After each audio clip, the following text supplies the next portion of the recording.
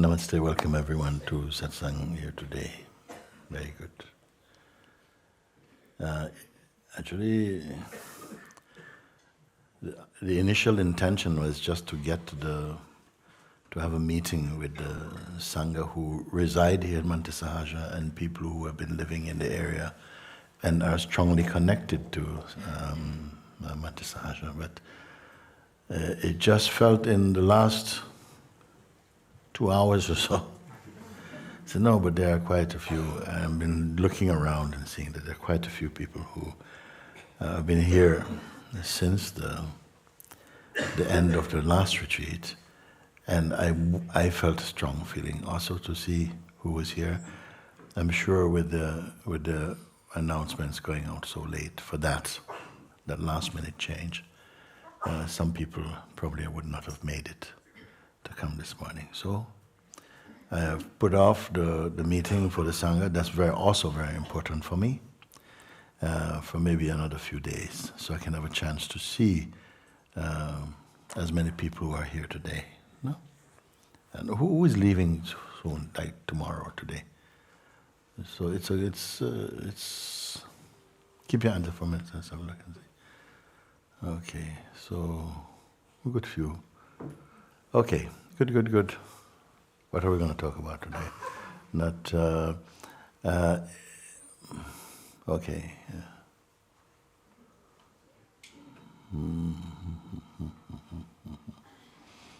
Can I start with you, Danny Shatya? As you like, you can come and...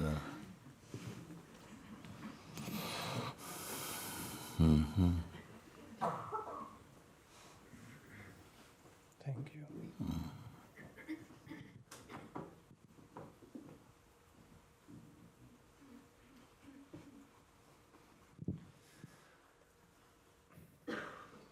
I need your help at the moment. So, the retreats have been like super powerful for me, and like in the first retreat, the mind just vanished. Like there was no room for it at all. And in the second retreat, when I was sitting also, it came up with so much resistance, and it was good like this also. Like a lot of transcendence happened also with it. And since the end of the retreat, there was so much joy and so much peace and like a clarity I never experienced before in my life, like about everything. And I could see like that the mind is trying everything to really to get me out of this. And I used as much time and like so much vigilance to not fall for this, and it like it kind of... How is mind so strong? Let's open question for everybody, because everyone say, you have been here for some time also. Your report now is that the retreats were very strong for you. The first one was powerful, the second one, mind came. I'm going to bring you all into this when the mind come, and it's coming in its most savage attacks. Okay? So I want to see how savage the attacks from the mind can be. You know? Because your time here has been to discover that which is beyond the mind. Mind meaning our also personal identity is very, very much caught in mind. Without personal identity, could mind cause trouble? Take a moment, because everybody suffers from mind. So take a moment to answer this question then. Without personal identity, and so without personal identity, can mind cause trouble? Just have a little moment from that.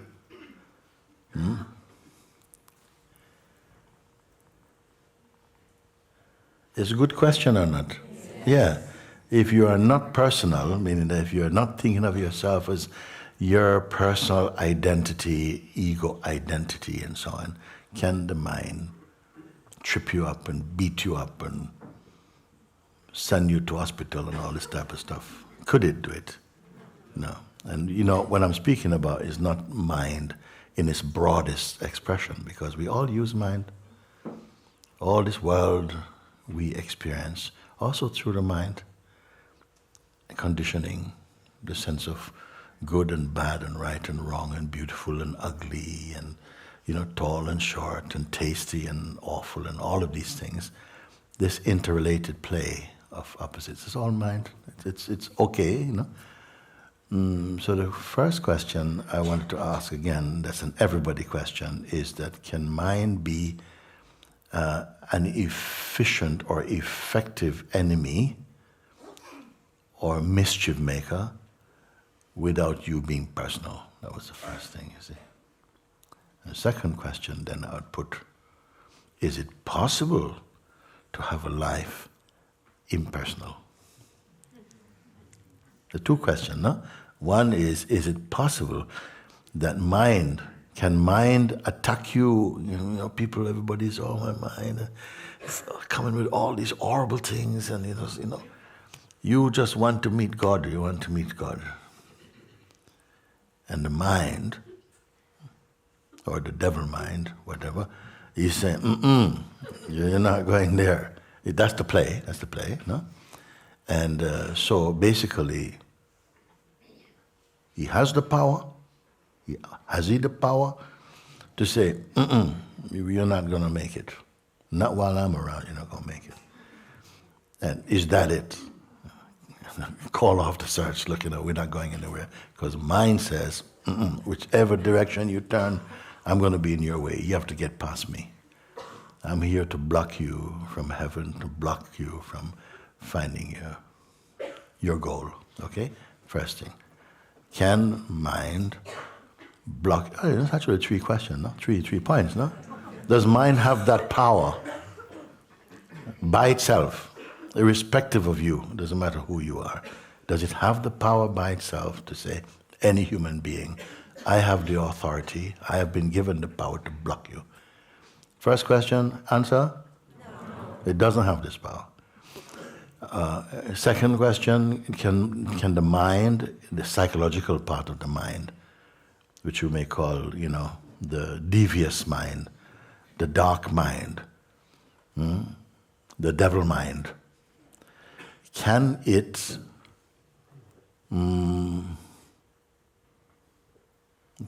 function and be effective against you if you were not personal?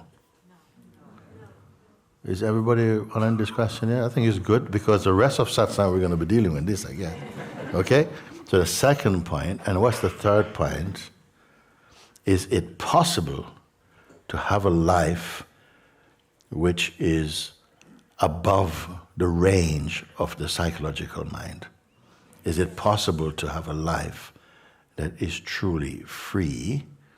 Doesn't mean mind will not try, but it's a bit like a dog barking at a flying bird. Understand? It's out of range. Is it possible? Yes. Okay. Is it possible for you? Okay. Back to you. You had a good retreat, you say, a powerful retreat. Yes. There was no mind there, it couldn't touch you. Why it couldn't touch you? Because, and I see it very clearly, like the mind needs somebody that it can speak to. Yes. And so there is also with this vigilance, it's the question, who's the mind speaking to? And also after this retreat, every time it came, almost every time it came, I could sit and I inquire, who is it speaking to? And then there's this joy coming again that it cannot speak to anybody.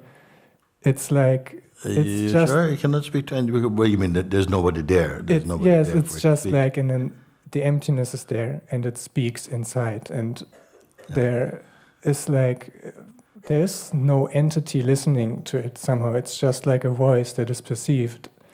And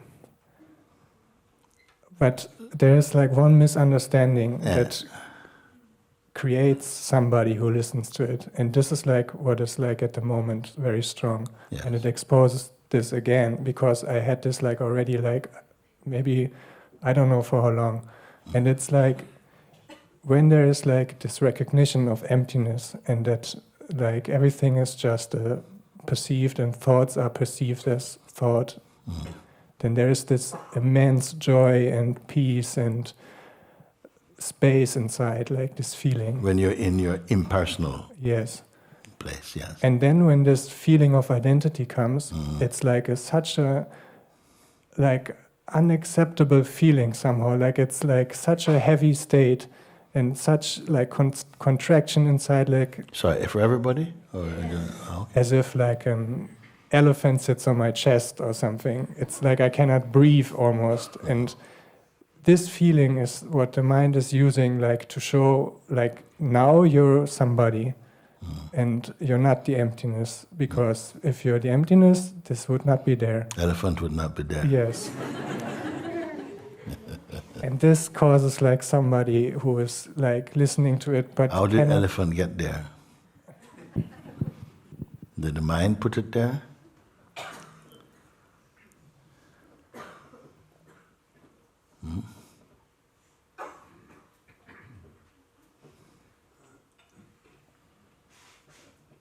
Is it just by the way of life that the elephant ends up on the chest?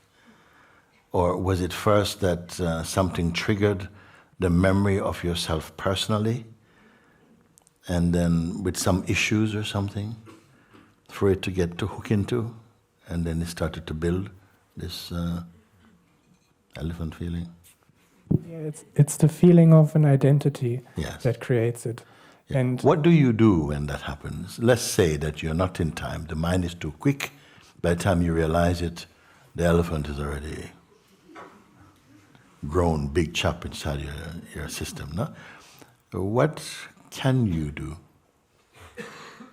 You say that when you are impersonal, this feeling, the mind and all this kind of personal, you're not good enough, you're never going to make it, why would God choose you, why you... There must be a time when that voice is very, very, very virile. It catches you.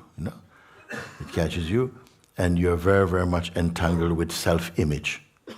So you know that when you become personal, then this voice becomes strong.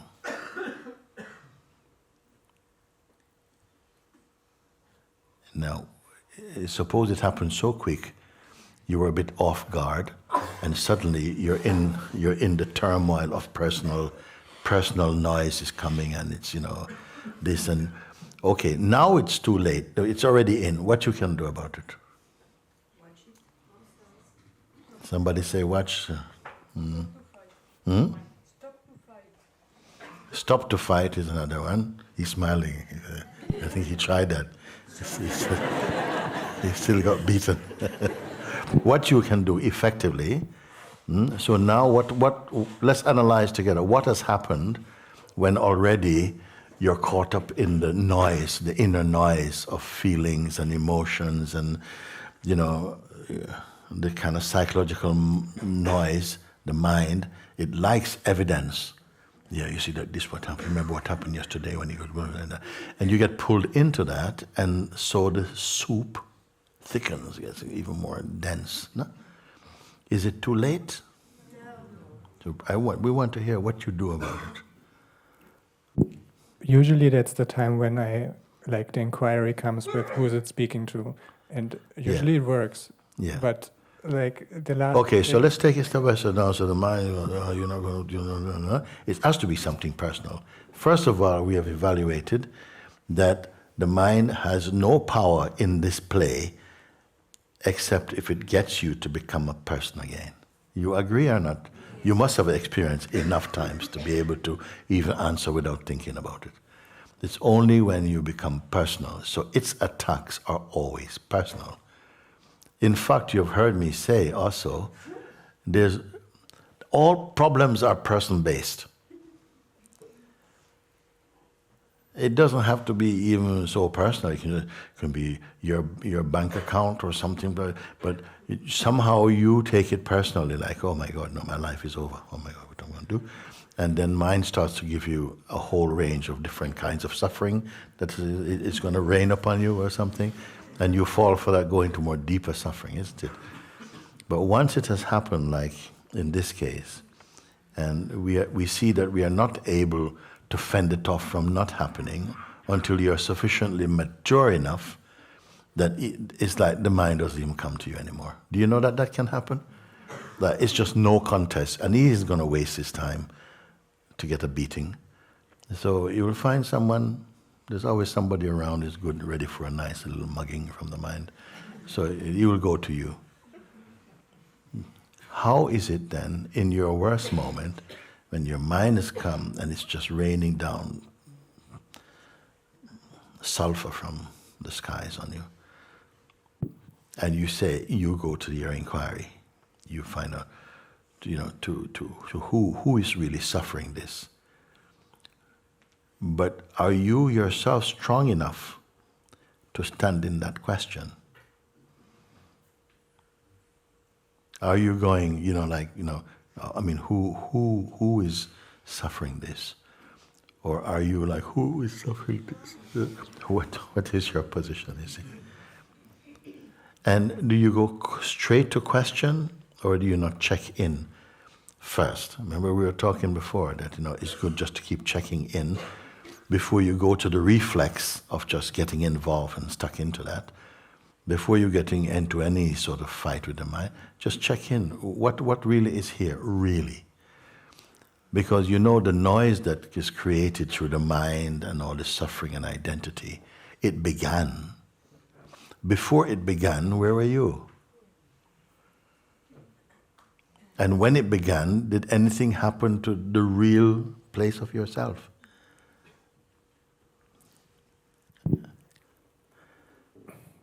I think there is this misunderstanding about like this feeling, because when there is just like emptiness, there must maybe I'm not so clear about this. There's this confusion. There must be maybe somebody who's enjoying it, who's not clearly seen, who turns then out into like from the enjoyer to the sufferer if the feeling goes, and another. Can we take a look?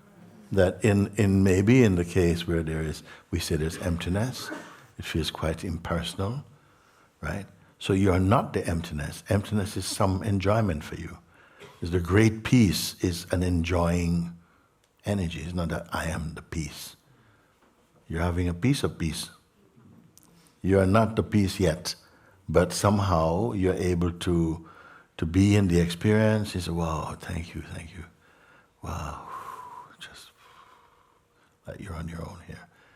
Perfect peace, perfect contentment, joy, it's all here. You didn't produce it. You didn't do any technique for it. You've just discovered that is here. Okay? You didn't make it. You discovered the joy, no? Mm-hmm. Okay.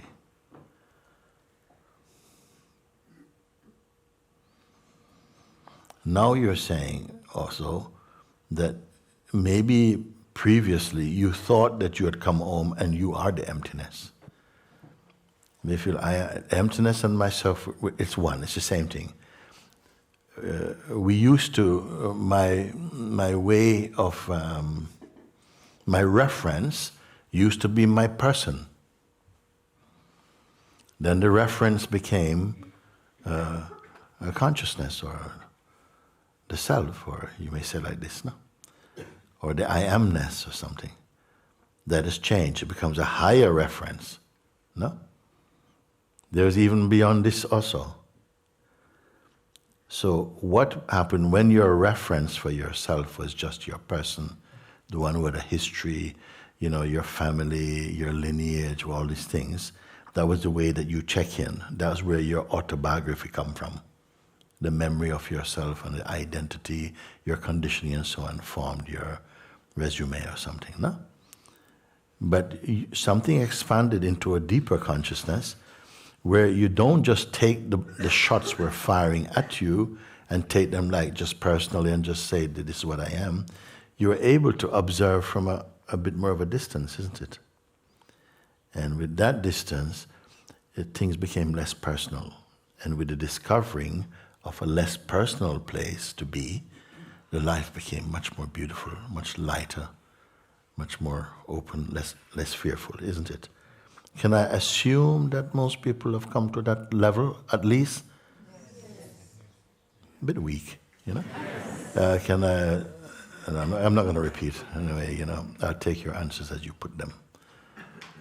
Some people have come to a certain place where they're not just functioning at the level of ego. There's more distance, there's more space. They are aware that they are more than their body and mind play. You're one of them or not? Yes. Yeah, you're more than just your body-mind play. Your human history is not your sole reference for what you are. Something much more pure and light, something less solid like. You're not just the body. There's something, you're more like the spirit inside the body, isn't it? You're able to observe things. But you still haven't left the region where the mind, the psychological mind, can still get you. You with me or not? Yeah. So even though you've risen beyond the easy grip of personhood, mind still sometimes less, but when it catches you, it still catches, no? And it catches you with the same old trick. Personally, that you did something wrong and you missed your chance, and basically, what's the point? You might as well leave. And it brings, actually, the mind, the psychological mind, can go from this big to this big in seconds. It's faster than a Ferrari, I tell you on this one. It can start from just being a little depressed to being suicidal in less than a minute. Have anybody experienced? Yes. Oh, quite. That's a stronger yes, my God. Okay, so you see how easy he's not afraid to suggest something to you which in your right mind you would just not have accepted. But in a moment when you're weak or you're distracted from the truth of yourself, he can just throw in a spanner in the works and just say, it's pointless, you're on a bridge, jump. And some people have, you know that, don't you? In front of trains, in front of things, and in just that moment of complete, maybe a sense of deep, inner disturbance or depression or frustration or something, it just feels like this is even easier to do. Just finish it. You make so many other people's lives easier, and it will talk to you like that. And maybe in that moment, your thinking will not be strong enough to just step away from that. So we see that these things can happen. But when you're in your natural state, meaning that you're standing in your God strength, in the place of consciousness, in your formlessness, that voice becomes very weak for you. And so to that extent, your life is a lot more open, much more joyful. Your interactions with people are at a higher level of consciousness. You don't get zapped so easily, even to the point where some people, if they're in a low state of mind or consciousness, your presence can elevate that situation, isn't it? And you've experienced it also. So what are we talking about today? You say, as someone who's experienced a retreat, very beautiful, almost invincible. Don't believe you are, but you're in a place where you feel totally, untouchable by the lower play of the psychological mind, the devious mind. Second retreat, he came strong. That's good. And as I said before, please avoid making premature conclusions about anything you experience. Don't go to superconfidence or depression. Just stay neutral and observe from a neutral place. Your second retreat, you start to come, And of course, it came in a personal way, isn't it? And you were surprised that you got caught. I kind of knew that like something has to come like after the first retreat. Okay. And it was, I really, like, it was good. It was very good that it came also. And a lot of things got transcended also in this. Like there was... So it was good because you overcame them. A temptation is a temptation. It's neither good nor bad until actually you lose or you transcend it, isn't it? So you transcend it, must be, to say that it was good. Okay. And now, what now?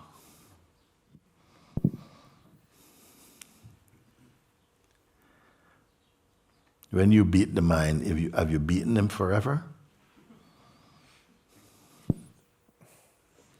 It doesn't seem like...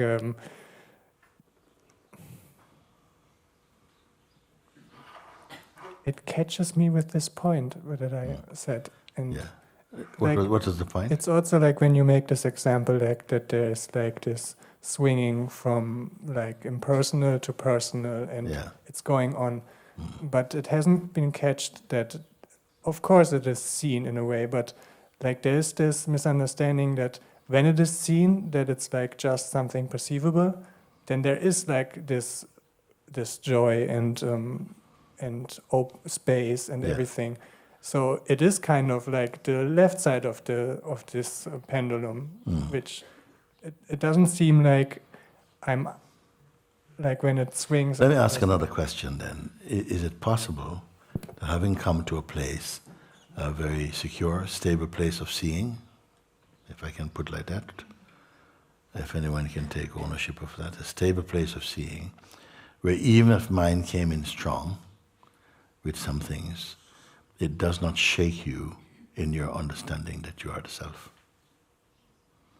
Even if something momentarily, you're distracted, like this, does that mean you failed as the self?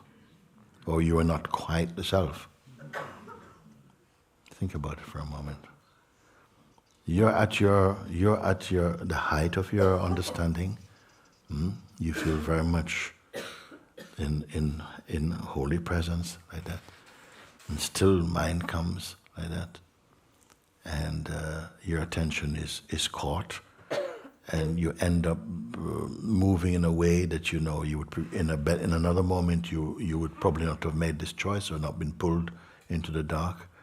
Do you suffer totally? Oh no, I've lost the self or something? Or can you just see from that? Well, yeah, that needed to be seen. Are you not yet the self because of this thing happened? It's a very important point, you see.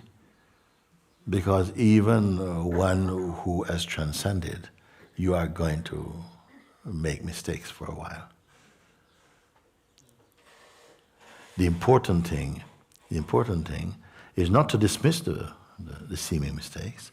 Use them. As I say, the wise person builds a house with the stones that his enemies throw at him and lives happily in this house.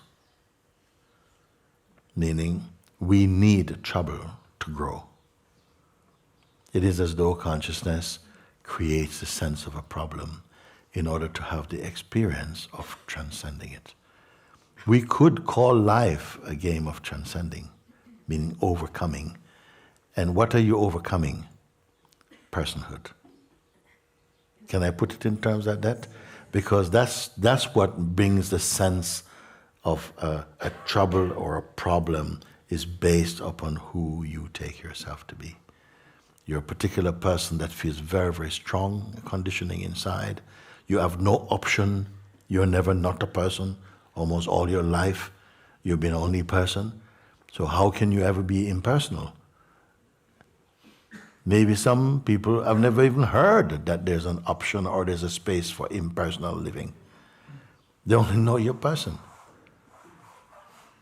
And if there is a moment of impersonal life, you experience it personally. Your limitation can be functioning like that. But you came to a certain point where you're able to observe more, you know, both the personal and the impersonal. It's true or not?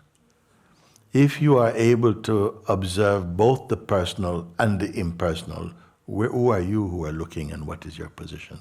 Where are you looking from? Is it theoretical what I'm speaking? No. You have the capacity to see that something is very personal, and you also have the capacity to sense when something is impersonal. No? Who are you, the witness of both? You don't have to speak it out for other people. This is just for you. Here you are alone. You must make this transcendence alone. You want to share with us here, because we're here called by the same voice, then you can speak it out so others can say, yeah, actually, I feel like I haven't reached that stage yet. I'm still being sucked into the drama of my own life. Is your life outside of you? Or is your life inside of you?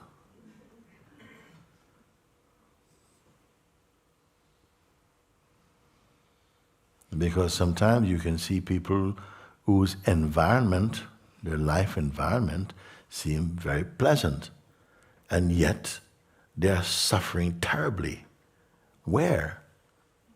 Inside themselves, inside their head, they're doing. Even if a palace was built for you, with all the servants, everything you want, doesn't stop you from suffering. You must get out of your head.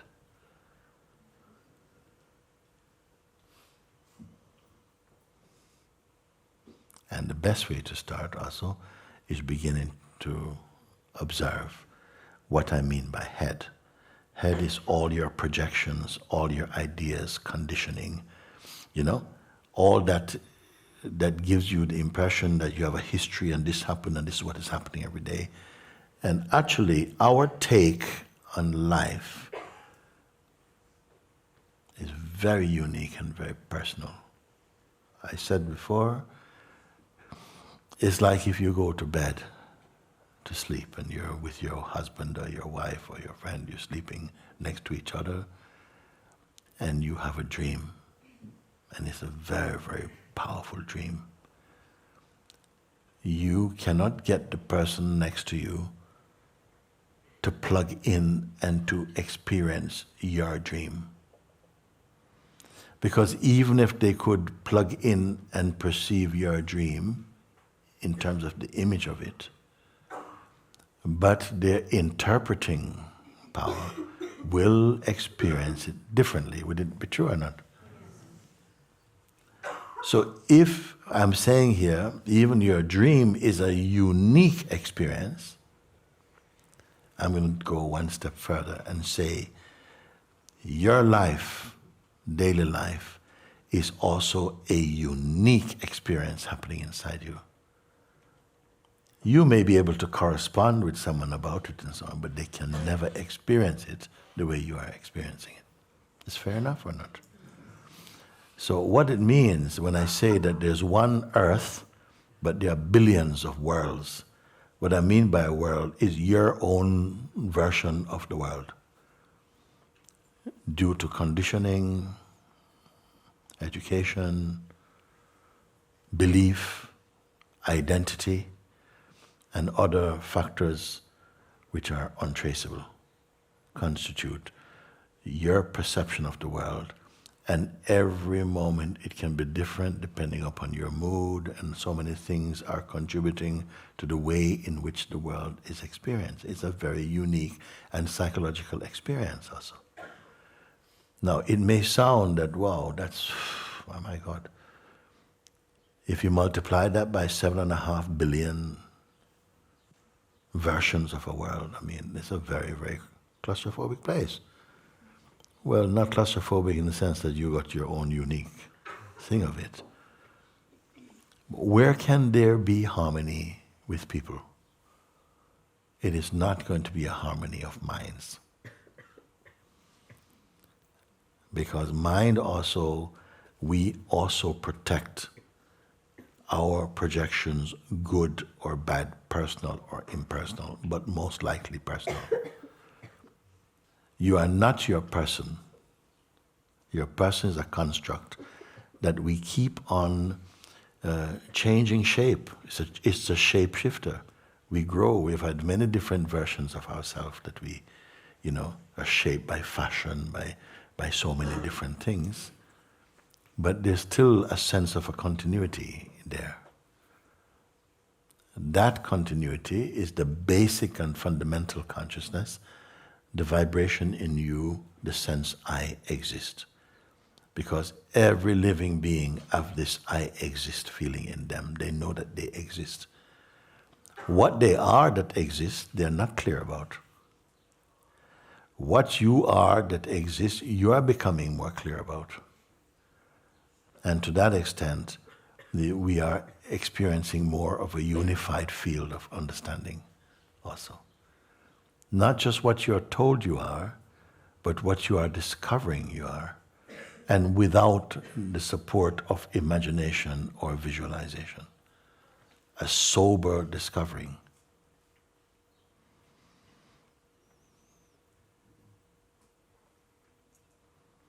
And there's no need to try and replicate and be like someone else. It's not necessary. You may be inspired by someone's life.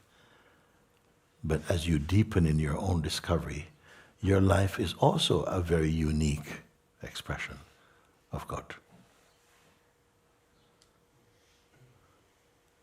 And yet, through that universality of true discovery, freed from the rigidity of personal identity, that's the only way that you can come into that universal field of love and joy. Because these are actually impersonal. Love is impersonal, do you know that?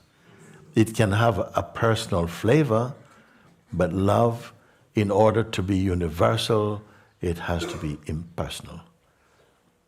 Now, can universal love have the same kind of joy as personal love, or more? I'm asking a question. Much more. I say this because sometimes we feel that personal love, is what love is, It has to be, that's all we've known is personal love. But universal love, the capacity is in you and is much more adaptable to universal love than only to personal love. The universal love can have a flavor of personal love, but is not limited by personal love. And this is what also you are experiencing being in Sahaja also. We're not going around telling you love, love, love, love. No. Until you discover the truth of yourself, and love becomes your perfume. Peace becomes your perfume. Joy becomes your perfume.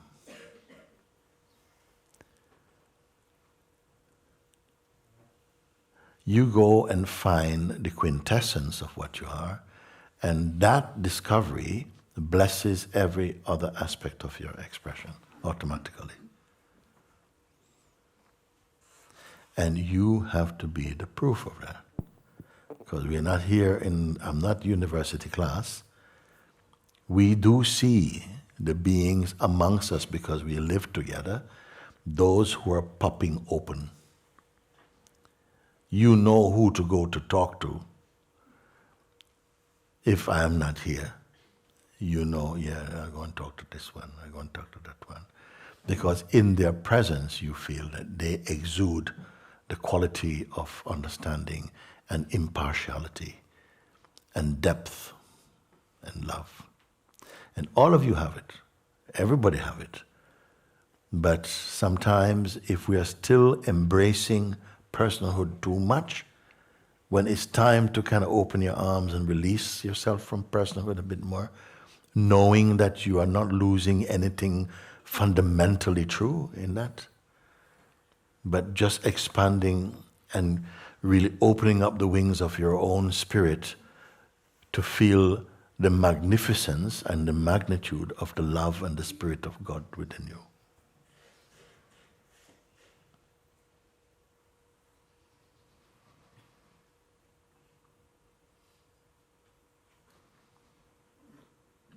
And I wonder how seriously you take it, you see. Because what can slow you down and what can advance your journey? You must come to, you must know that. What really can be in your way? Can the psychological mind, can the devious, the negative energies of the world, whether you want to call demons or whatever, can they by themselves and of their own power stop you from becoming yourself? No. You know how great a discovery that is? You can never become possessed by any kind of spirit unless you're personal. Because your person, although it is also shaped out of consciousness, it is the weakest link of consciousness.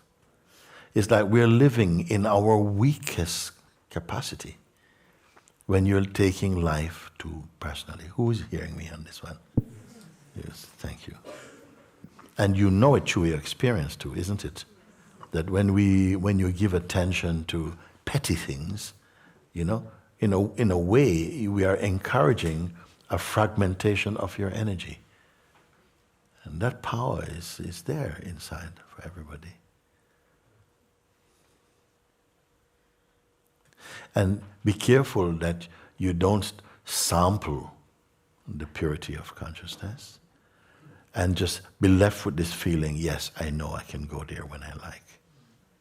Because many have fallen short, actually, because of that. Because you still have some aspirations for the world. The carnal mind is still very much alive in us, but has taken the back seat, but he's still in the car. Okay? Now you're thinking, yeah, I got it together, I'm gonna drive it, man. Okay? But the carnal identity is still passenger in the car, having a very nice ride. So these things, they have to be pointed out, because when we are supporting personhood, something protects. It's like we protect the offense and not perceiving it like, like we pardon it like, it's not so big a deal, it's all right, just once more or something like that. And I am not slapping anyone's hand about that. We are old enough, and I feel wise enough also. But the play of distractedness never leaves you completely. We need, actually, some trouble. You need it in order to develop the kind of muscles for transcendence. You do need it. And it will come. But don't be complacent about it. There must be someone with a pioneering spirit who says, I've got to use this body to find how far I can go in my search for truth, in my search for God. There must be somebody. Because many people just kind of, like I'm there, I'm in. In what? I'm in. There must be amongst us those who just feel like, I've felt the word in my heart and I know it to be true.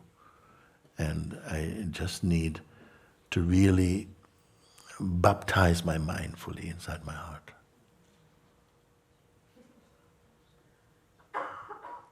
Because this is what I say, that you must become the proof that God exists for all of us also. Each one by your life, by your presence, not just by your mouth, because many people can speak. But even if you were a mute, you would find that there are people who would want to be with you, because the presence of God is so powerful with you.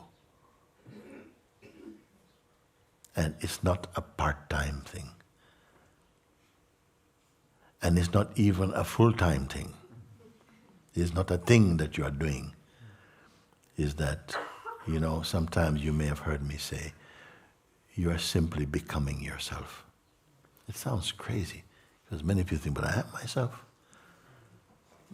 But only as they begin to look more deeply and to experience the proof of their true existence, we begin to wonder, wow, I have just been holding on to so many things which are not true. Or they say, that which falls short of the glory of God. A voice is inside us that wants you to stay in our carnal identity. And it seems to be successful because we are creatures of habit. And even bad habits, we have some kind of, I would say, affection for. Like you have an affection for the infection. But it feels like at least it's your infection, We are like this. You don't have to take ownership for anything at all like that. It is just the play of the manifest world.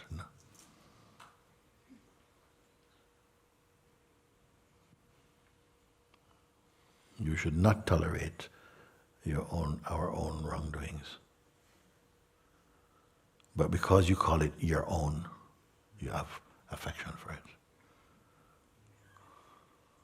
You touch your own poo, but you won't touch anybody else's poo. Isn't it? I'm sorry, not an elegant example, but it's clear enough. Don't be too lenient with our own tendencies which are not in service to the truth. Like that. I want to just say something before you go back to your seat, and that is like when you are from moment to moment, when you check in, a very unusual thing for most people because we take our lives so much for granted that we don't even question our identity at all. But you have discovered something. You have discovered that peace loves to be with you. Love loves to be with you. When? Joy loves to be with you. Wisdom wants to be with you. Grace wants to be with you. When? When are you attractive to these what you may call virtues, divine virtues? When do you become attractive to them? When you make truth, when you make God your first choice. And when you make God your second choice. And third choice. Because we cannot do that just by our own strength. As a human being conditioned in the world as much as we have, and people have got good qualities, they've got also weak qualities. It really is not just about that only, but how much there is in you an aspiration to go beyond them. And that I feel everyone, I've said to you on so many occasions, that all of you have the power in you to bring a chaotic state of mind back to peace. It's true or not? Yes. And I just want to say, God is my only choice. It has become super clear in these retreats also, there's no tolerance for anything else at the moment. And whatever needs to happen inside, that everything is completely seen always. I just pray for it also when but it looks also like that the elephant has left at the moment, so Yeah. which is also very nice. It's good when the elephant is gone, we feel relief, no? But I want that you feel release. Relief is momentary, it will go, and sometimes even without knowing, you have not applied any remedy, he goes, because of the law of life, is that things come and they go. But what is important here is that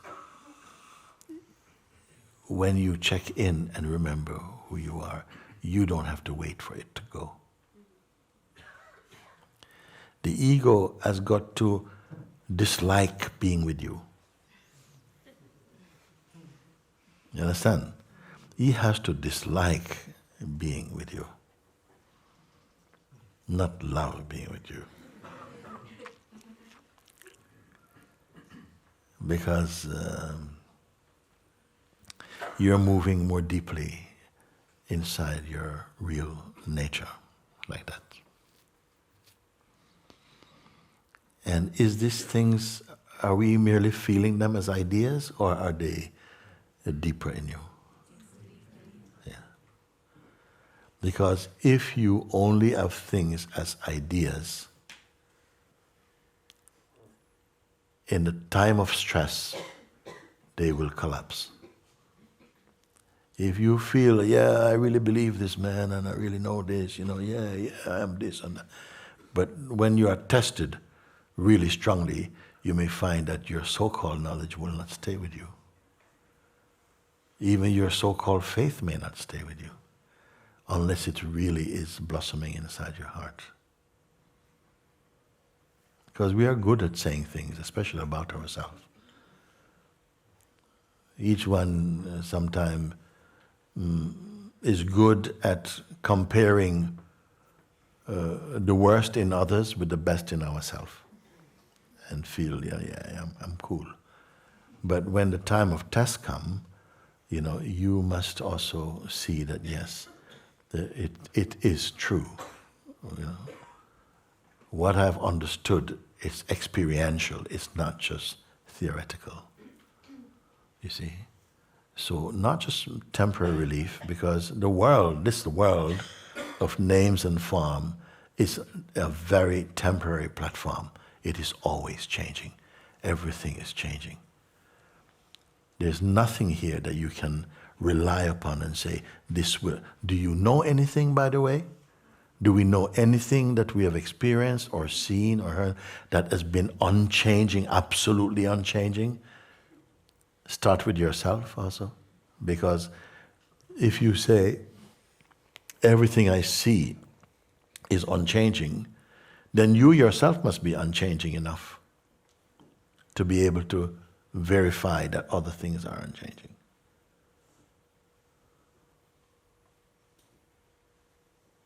Only that where you've reached inside, that place that I've spoken about and you have come to see also. That is the unchanging, from where all changefulness is observed and perceived.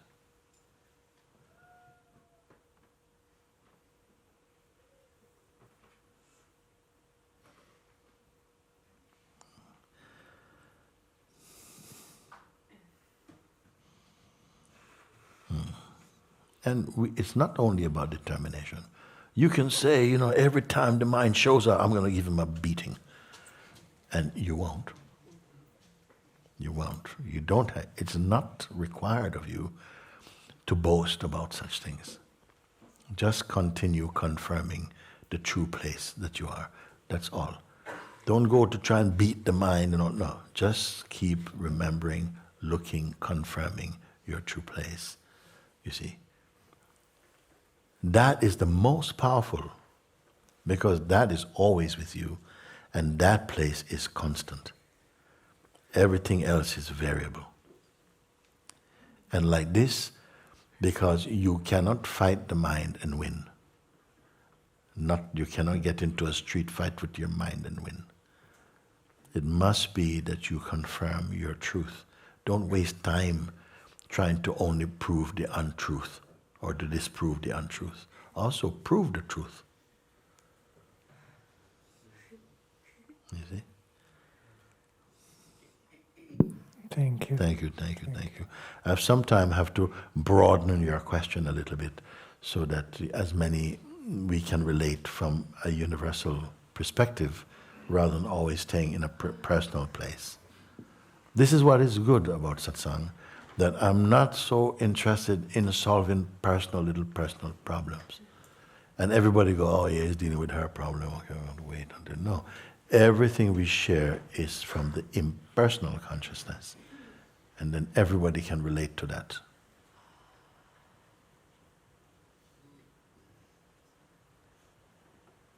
Why can't we relate with the same result from personal? Because you go through so many twists and turns and different to keep something personal inside. And every time you talk about it, it's different anyway. So it is not reliable. Thank you. Thank you. Okay, very good.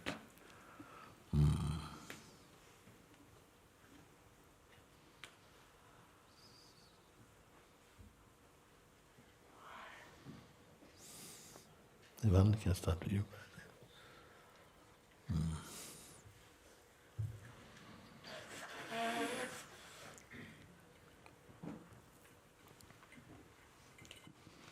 Yes, come.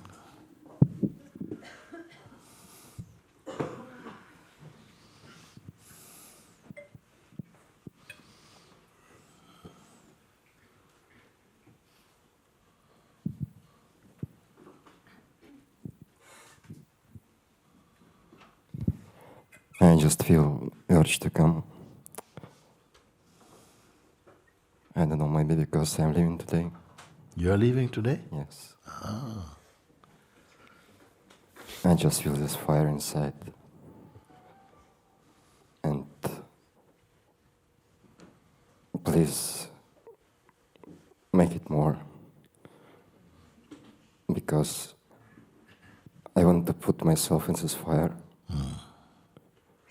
And let nothing remain but you, but truth. I feel that it's my ego firing in this fire, burning in this fire. Yeah. And really I am untouched. I'm see like these emotions, these feelings now is just happening. It's happening inside, but I am untouched. Yes. And maybe from outside it can seems like so many emotions inside, but really I feel calm. You have made the highest statement. You have made the highest statement because you say that, yes, because we said also, step inside the fire of self-discovery. And this fire will not burn you. It will burn only what you are not. Huh? And here you say, yes, I can see so many things are burning and they're crackling and unexpectedly, he's saying, could you turn up the fire? Many people are saying, could you give me some water? And we say, no, we turn up the fire. But at the same time, and this is what is so great, what you're saying also, I see that what I am is not being burnt. It's not touching me. And I actually want to hear from you if you have come to this fire and you can say for yourself, this that I am is not burnt. You see? Only what I'm not, all my stuff, all my troubles, all my feelings, the judgments and so on, that is burning. Okay? Then I want to say something else about this actually. Because amongst all human beings, if not all sentient beings, What troubles us most is our feelings. Feelings is the antenna of human beings. Always how I feel, and I don't like that. I feel, and then the mind comes in with certain interpretations to turn up the fire on that even more, and it's about feelings and so on. But you must have come to some place where you have come and you can see, yes, all these things, I can feel the fire, but where I'm looking from is a very cool place. Who can speak like that, you see? Yes. That I can feel this burning, and sometimes emotions are burning, sometimes my present, environment, at work or at family or whatever, they're on fire right now, but still, I am not burning. And if you found that, you are finding your eternity. Because everything else is burnable. Everything else is burnable. Everything that you perceive, everything that you see or taste through the senses or the mind, all this world of names and forms, one day will be gone. While your body is warm, find that which is imperishable in you.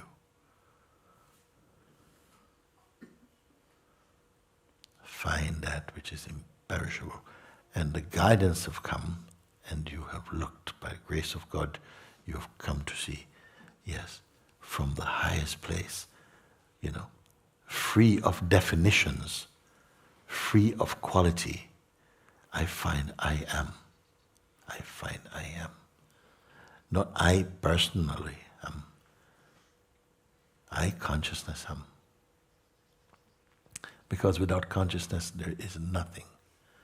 Without consciousness there is nothing. Everything appears and disappears in the consciousness. Everything appears and disappears in you, the one who is able to witness it. Most people don't know that. That is another way in which the divine expresses that you are capable of witnessing all these things. Even your person, even in its most virile expression, is still itself phenomenal, meaning that it's something that can be recognized. Every taste, every sound, everything that makes a blip is observed in the infiniteness of the unchanging one. Now, can you relate directly and experientially to what I'm speaking? Yes. Yeah. So therefore, we just have to look at what Mr. Mind can bring you, because where else can it come from? Can the devil attack you without the mind? Can I ask this question? I've not asked it before. Can even the devil, demons, can they attack you without using mind also? So what is so precious about the mind?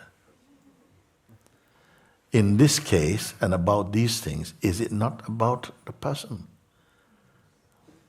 The person you take yourself to be, our conditioning, how you've been brought up, what you've been brought up to believe you are, and all these things, comes under pressure from where? And who is putting this pressure on you?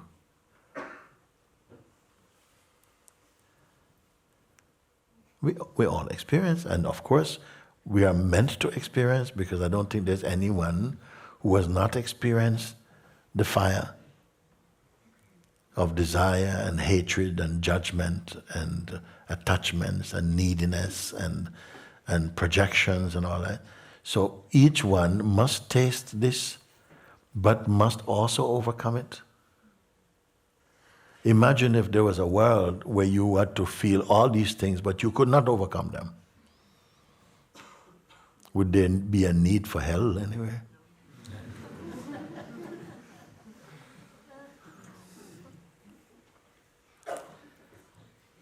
you are in the opportunity of life to transcend the ego aspect of ourself. We are not just ego. It is a very lowly thing to regard a human being as merely ego. This body was not made for ego.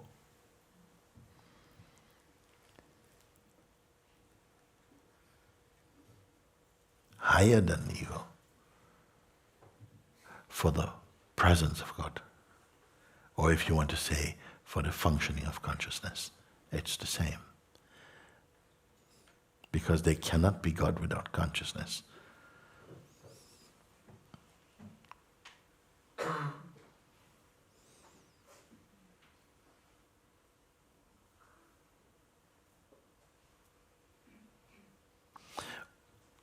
What is the one thing that if you take it out, nothing exists? What is the one? Human beings should be smart enough to even ask this question. What is the one thing, if there was one thing, if you take that one thing out, nothing exists? What is it? Sight. Consciousness. You say sight? I. I. I. I.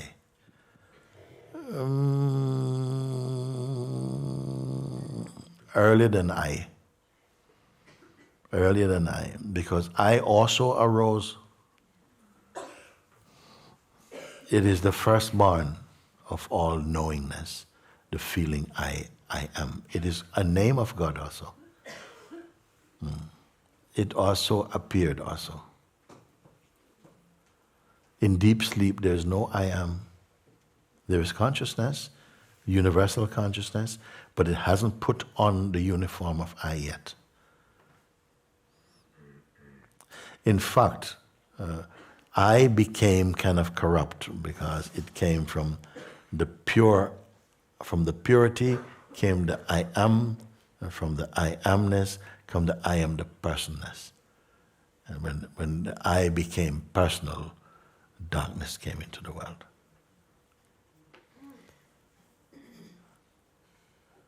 There is something that is nameless, it is formless also. It is it that creates its different names to different peoples around the world. It is the same formless one, the nameless one. Gave a name to itself for different peoples around the world, but it's the same one. It's the same one God. There's never been two gods. It was only through imagination. People speak these things when they want to fight against each other.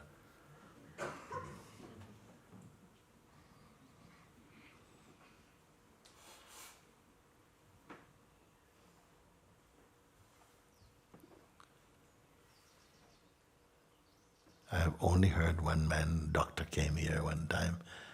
He was meant to come with his daughter, and then his daughter didn't make it. He came here. And one time we had Satsang, he saw me outside and he says, Mooji, please help me. I said, what? He said, I am on fire. Please turn it up. Because it's not a pleasant feeling, but you must be in a higher state of consciousness to ask for this thing here. To say, yes, I want, leave nothing unburnt. Because the only thing that cannot be burnt is the only thing that exists, really. Everything that's burnable is only momentary. It's a cloud passing. It's because it's like I'm stay aside to this fire. I'm inside, but at the same time I'm outside. Yeah. And I myself put woods in this fire. Yeah. Because I see it's just a stale ideas in my mind. It's just ideas, it's not real. Which I conceived before as real, now I see that it's just imagination. It was just imagination. That is the evolution of consciousness, to come to that place. To not have to lean on any concept. Is it possible to be alive and to be fully in life, as life itself, and to be without any favorite concepts? Really?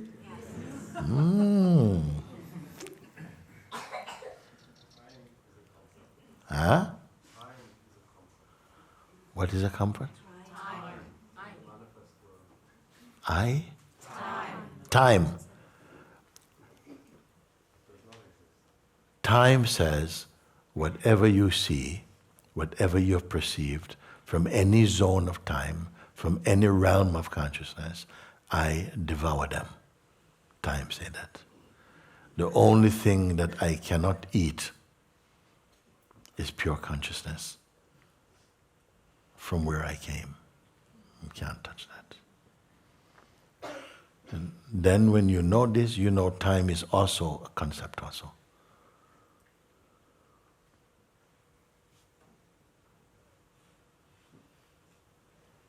But can you really know this? Can you really know this? Weak. Yes. Yeah, and don't just say yes because I say weak. I mean, can you really know it? Yes. In fact, everyone kind of know it, but don't think they do. And also that time is very subjective also. Time is very subjective because when you're happy, time goes very quickly. When you're suffering, time goes very slowly. And that goes even if you got a clock and watching it. It still moves slowly, experientially. Then when you're happy, anyway, when you're happy, you don't want to look at the clock anyway. But I mean, like this, it's very, very subjective. If you feel you're waiting for punishment, or you're looking forward to a wonderful meeting, the time will play differently. Time is not what appears on a clock, by the way.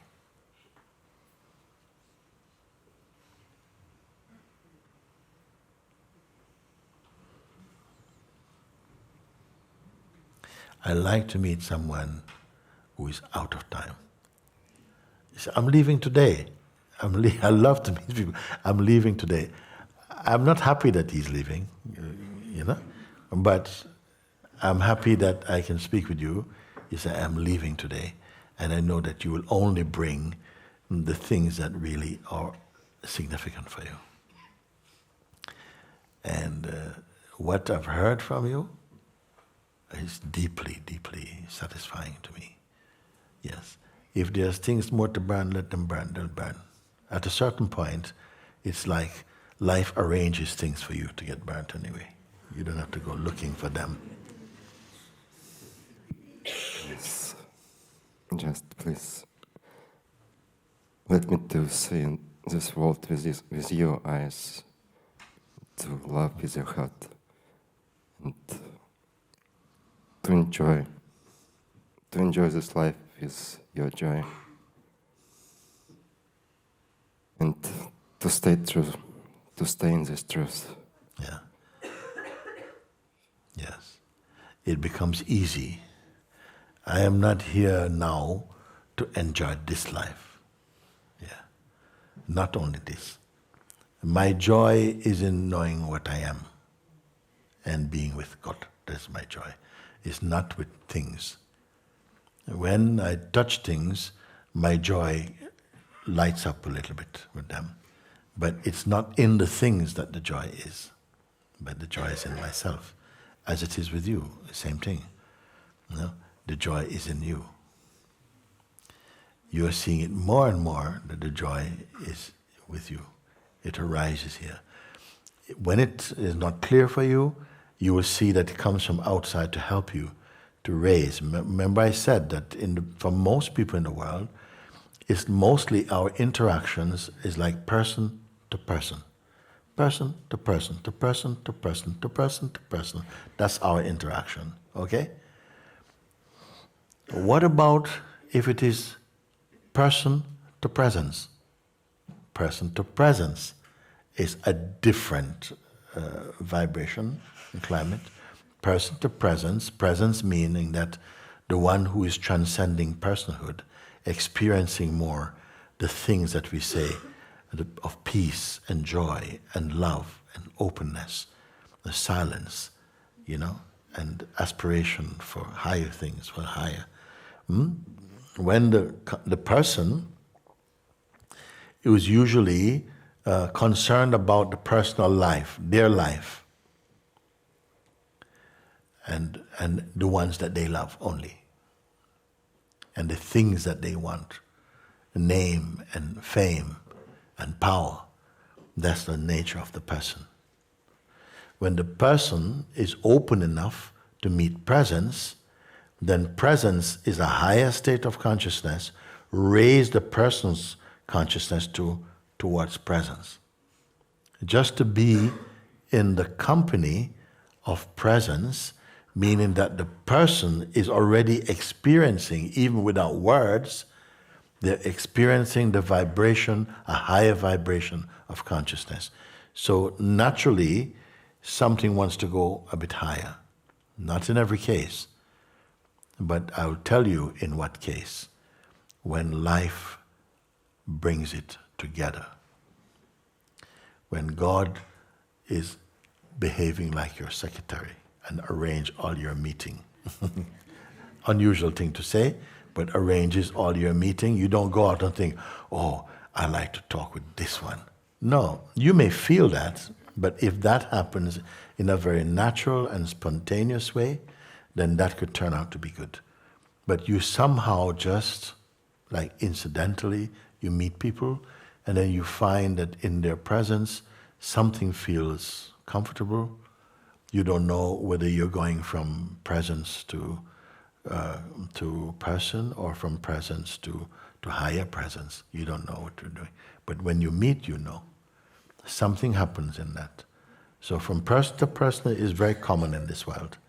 From person to presence, that is blessed, meaning that you're meeting someone who is at a higher level of consciousness, someone with more purity or feels closer to God in a way, and so they can raise the inner being to a higher state.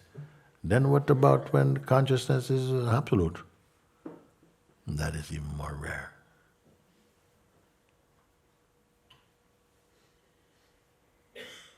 Why is it that so many people, they come to a place like Sahaja or whatever, and some of them actually feel, is this place real? Why are these people so happy? Some people are disturbed. When they come, they say, why are they smiling like that? So, I don't know. Then only after one day they say, wow, they are genuine, they're really happy. You see? But sometimes mind cannot agree and say, no, why should people be so, we're so used to seeing people miserable, that feels norm. That's the norm. To see people who are content or peaceful or genuinely happy, that is very unusual.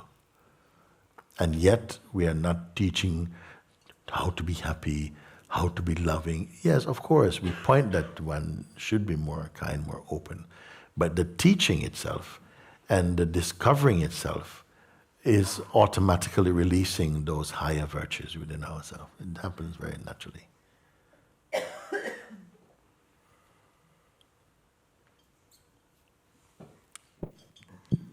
Thank you, Babaji. Yeah, thank you so much, Ivan. Very good. And thank you for Sangha and real family. I don't know, each one like a pure expression of your grace. Yeah. It's really like this. Yeah. I love you guys. Thank you so much. Thank you. Thank you very much. Very good. Yeah. Thank you. Very good.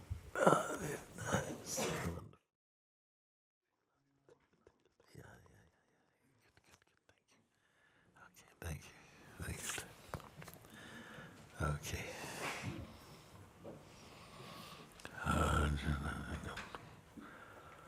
Can I see you?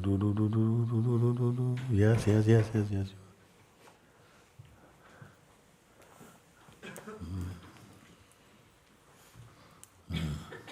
you, Mooji.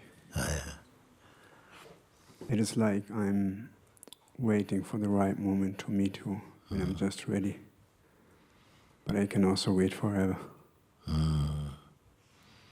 Putting God on first, second, and third, it feels beyond a personal decision. I see that something is changing here. Feels something is dying and something else is getting born. But this feels still happening to someone. And I'm here to discover that what is beyond this and beyond time. The fact that you can say that all this burning and this something is dying, I think you put it like that, something is dying and it's like something is about to be born, it's very, very, I'm going to use a word, I'm searching for a word which I like most right now to say.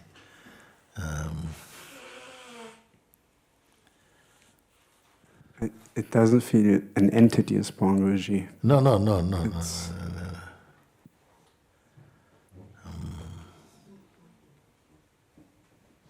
Let's say it's a gracious time for now, okay? If something, the sense of dying, because sometimes people actually think they're physically dying. And they go to the doctor and the doctor send them away. Nothing is wrong with you. But they feel that they're dying because something that's been living in them, actually, like death has been living in them, but not necessarily as a physical disease or disharmony, but at an emotional, psychological, at a heart level, something has been, the wrong occupant is there. No? So because of grace, this thing is drying up in you, and it can feel like a death in the mind. No? But you say at the same time, it's like something feels like it wants to be born.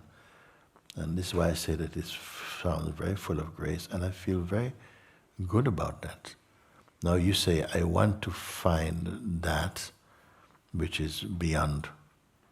Then I say, the fact that you are already perceiving a sense like there's a kind of dying, that's a sensation that's arising in you. You are perceiving a sense of dying.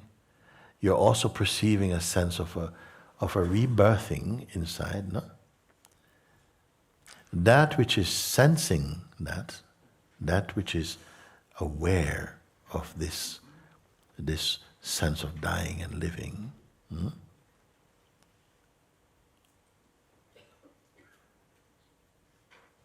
is that itself dying or living? No. Now, this is an insignificant thing, Because I can observe both. You can observe both. So if you observe, see, it takes a while even sometimes for people to think, but to see a separation there, that actually, but these are sensations arising inside. And if I say, how big is the inside in which they are arising? Say something like a feeling of something is dying or leaving, perishing, and at the same time there is something that is seem like it wants to flower or burst open. No? It's all happening inside. No? And there is another place in which both those polarities or both those sensations are seen. That which sees them, does that have a shape? Can't have. Yeah. Be very clear about it. It's not just a supposition, like what you assume. No, you can see. Can I say something? Yeah. Whatever is happening here, how strong it might be, I can always say I can see it. But it must be that this one is not fully detached by it, from it. It's not fully detached from it. Even I can say I can see it. Yeah. So if this one now, this is very good. You said there is a sense of something dying, there's a sense of something about to take birth, and there is a place from which they're being seen also, right? But the one who is seeing them doesn't seem to be totally detached from them. You follow? But that is also seen then. So the witness who is seeing that the one who is dying and the one who is giving birth and something that's watching them is attached to them must reveal a deeper seeing which is not at all attached to anything. Can you follow that one? A much less personal or impersonal place where that's witnessing of all that you have said, even in the greatest subtlety of perception, that is also seen. Yeah? But here's the thing now. Sometimes we feel, yes, I see that, I can see like this, no? But you don't give it the quality of attention that you could. It's almost become a cliche to say, yes, I can see. But you don't realize the profundity of actually stopping and looking at that. Not looking at it for a movie sensation, but looking at it to say that if they can be seen, they cannot be the ultimate seer. What is seeing them? Can that be caught up in any kind of personal scenario? Because this is where your introspections blossom into full power. And many people avoid right there. Because almost the mind is playing his last card. You know? Maybe there's a fear that makes us avoid this confrontation of looking. That maybe it might feel that we might lose something important if we see something too clearly. Is it worth my saying this? Yes. Because sometimes we're looking, thinking, it's like you have some investment in keeping a certain thing as it is, even though that thing can be hemorrhaging attention from you. It can be causing you pain.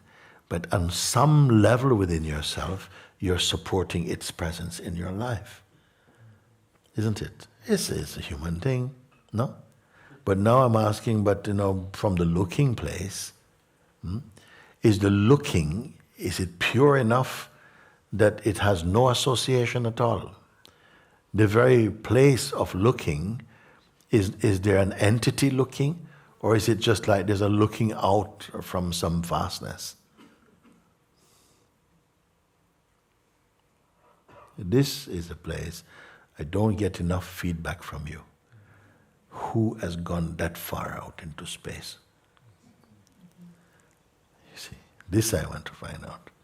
Who can really look? Who is looking here? And who are you looking as? Not just what are you looking at, but who are you, the one who looks? Is it personal? Does it have a shape?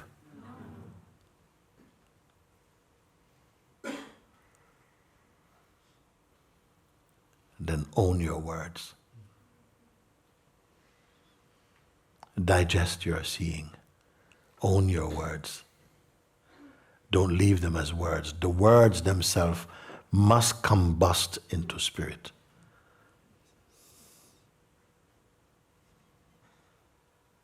And this is what I was saying, that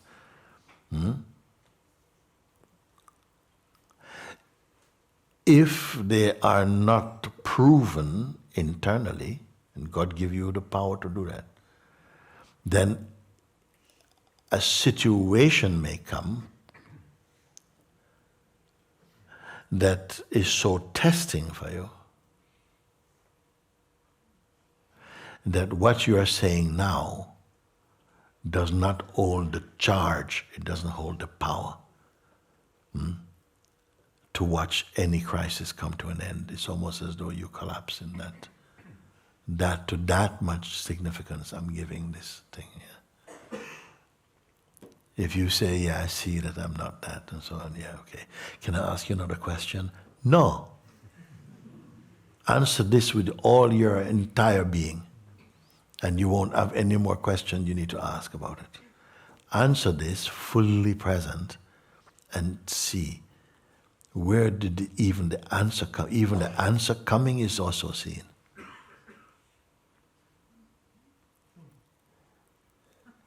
And then you have even surpassed thinking also, because any thought coming is also seen.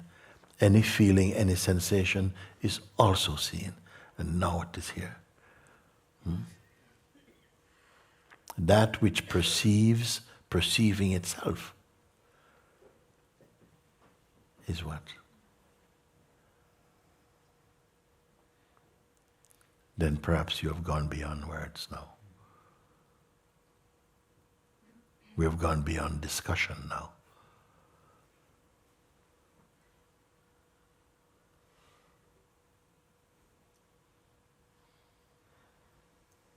Is there time here? No.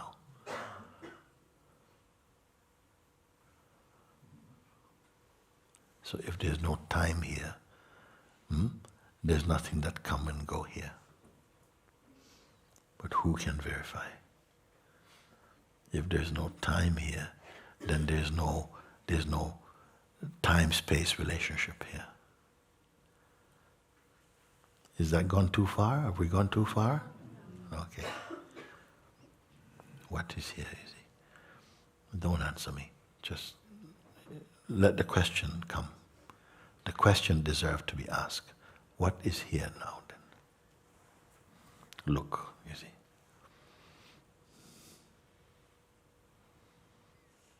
The senses cannot help you here.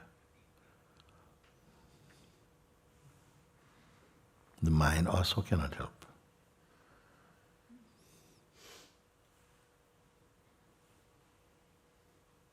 No help is needed also.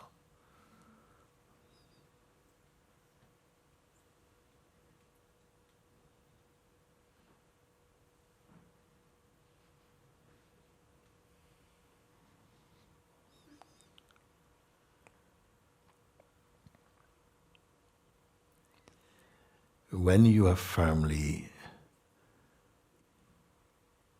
grounded in what is here, I will ask you one more question.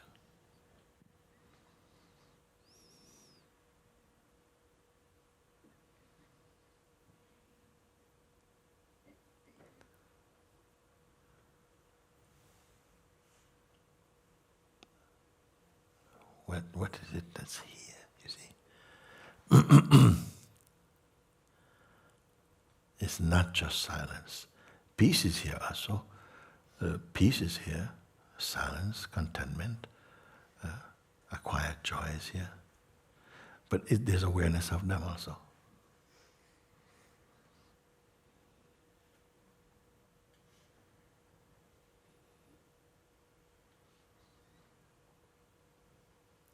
Is peace doing anything?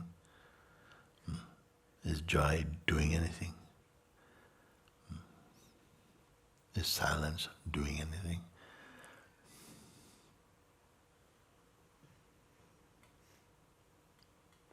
Is it a state of sleep? Are we sleeping? No, not sleeping.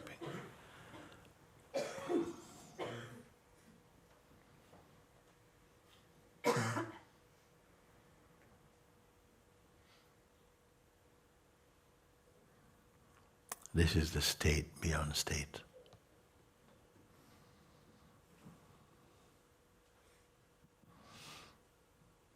And so for those of you ready, I'm going to ask you one question about it. And answer only what is true, not what you've heard. Does this come and go? No.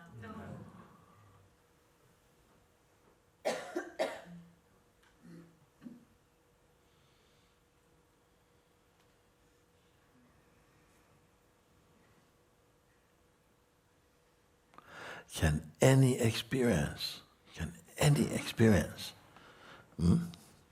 be above this? No. Just asking, whatever you can imagine, the most delicious food, the most beautiful place, the greatest company. because I don't get much chance to ask this kind of question. I don't feel there's many places in the planet where you will hear this question now, and beings who can respond to it. What is this? What is this? You see? I don't want any answer. Just leave my question to happen.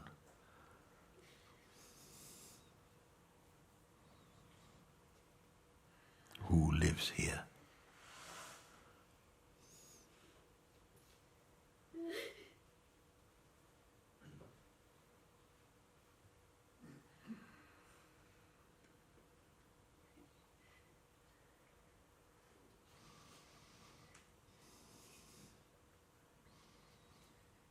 Can it come and go? No.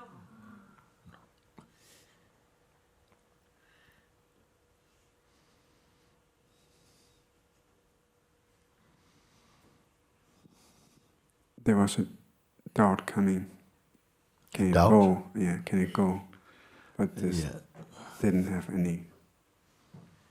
Couldn't stay. Just subsided again. He said, no, there was a doubt came, such as, can it go? Fair enough.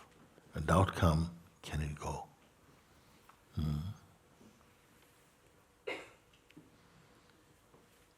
Well, look at it, feel it, know it.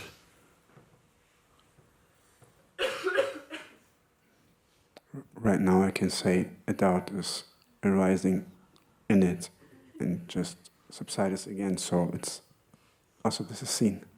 Oh, so it's the doubt that can go. Yeah. Okay. Not what the doubt is about. Why can't the doubt stay? The doubt also come and go?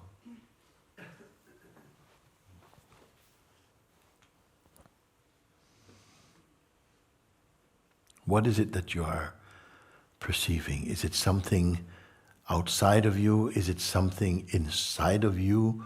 Who are you?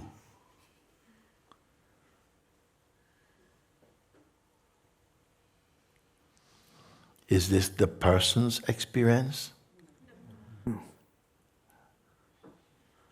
The person is experienced in it. The person is also experienced in it, yes.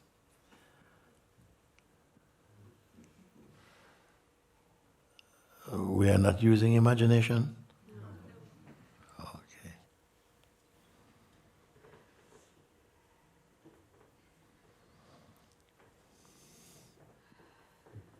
Will it be there when you're going to have your lunch in a minute? Will it kind of like slip in the back seat?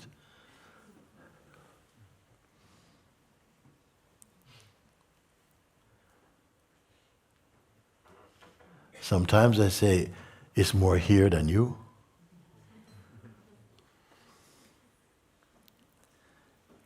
Because sometimes the idea we have of who we are, that is coming and going. But is this coming and going? And what is this?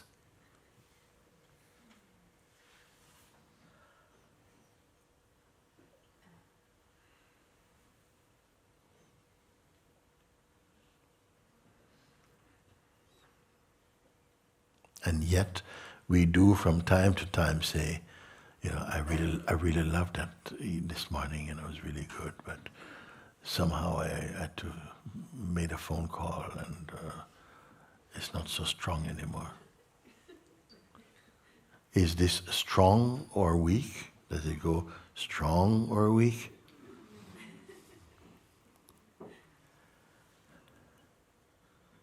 Does it like some more and others not so much?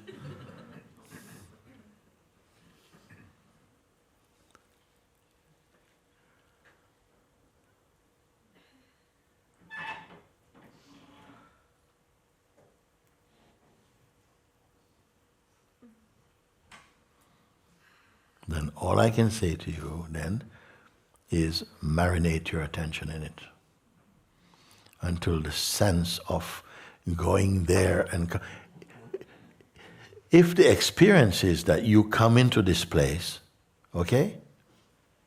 Okay, try and come out of it.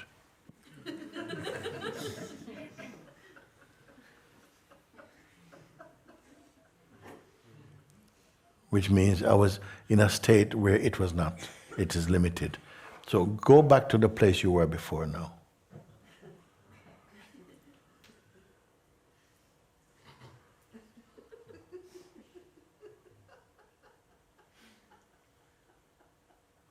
And yet it's going to feel, at some point, I wish I was getting back there again. And this voice will be believed.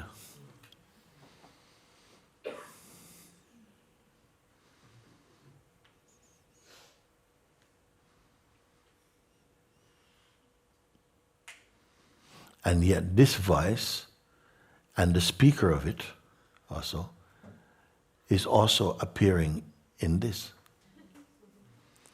and perceived in this. What's to be done? What's to be done? We don't have to speak more than this, you know. We don't have to speak more than this. Speaking more than this is not making more of this.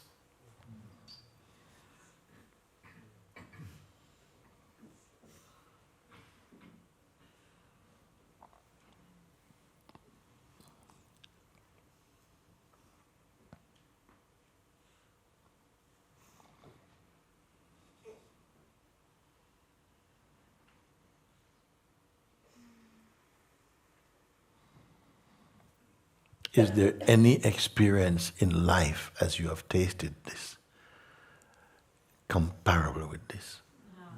No.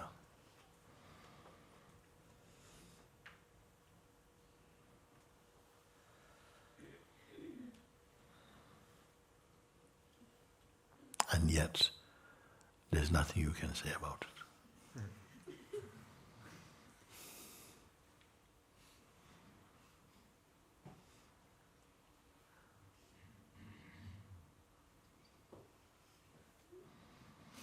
Is it cleared up for you? Nothing else to say.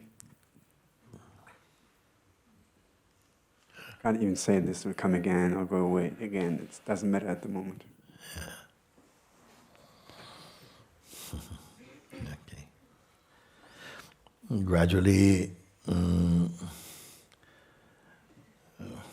the sages, the seers, the prophets, the saints, the meditators, whoever it is, you know, who come to the recognition of this, they simply loved to be here and to keep just being with this. It is not a philosophy. Is it a religion particularly? No. It is not anything that can be defined as belonging to one people and not to another people. It is the universal consciousness. It is the supreme being. And it also permits all the diversity of expression to happen, but all of these happen in time and space, and they dissolve, they come and go. But does this come and go? I don't think anybody from this side answered that one. No, okay. Is it a trick? No. Okay.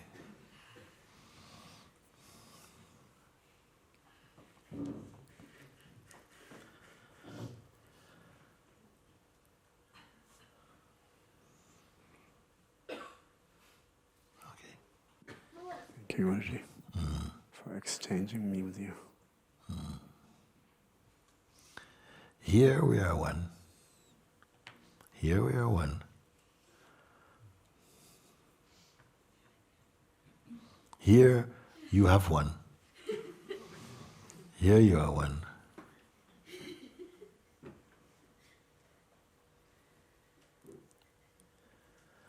Even drop one also.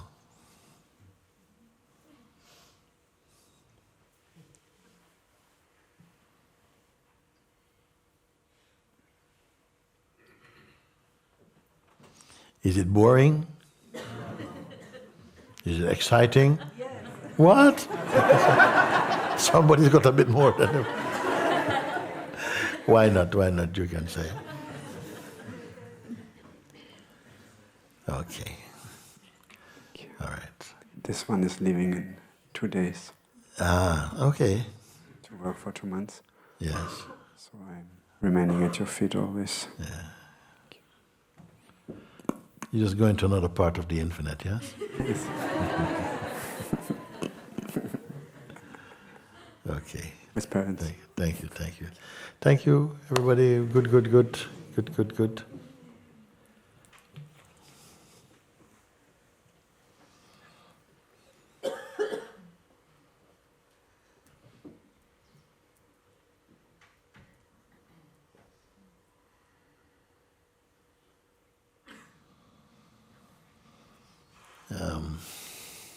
Somebody playing something today.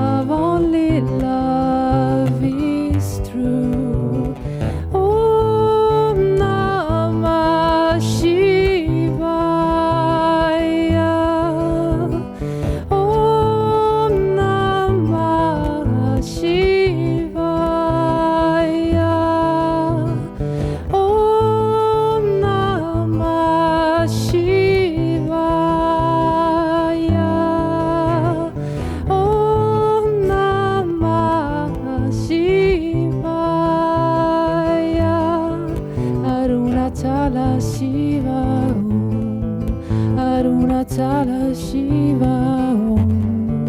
Arunachala Shiva Om. Arunachala Shiva Om. Ramanaya Ramanaya Ramanaya Ramanaya.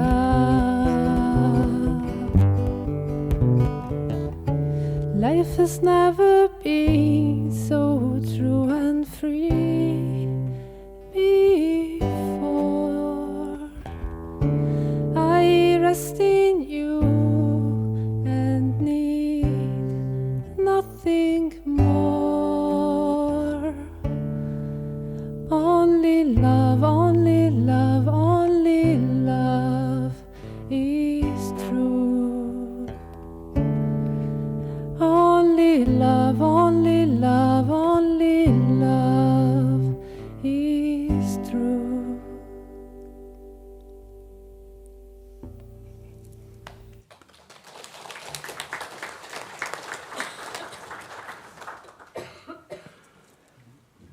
You're leaving also? Tomorrow. Tomorrow. Okay. And not to Italy, but where? In Switzerland. Oh, in Switzerland and Italy. Okay. Switzerland. It's on Switzerland. Okay. To which part of Switzerland then? The Italian part. That's where I grew up, but now I live in the German-speaking. Where in Germany? Not far from Bern. It's a From small Bern, village. okay. Okay. Do you know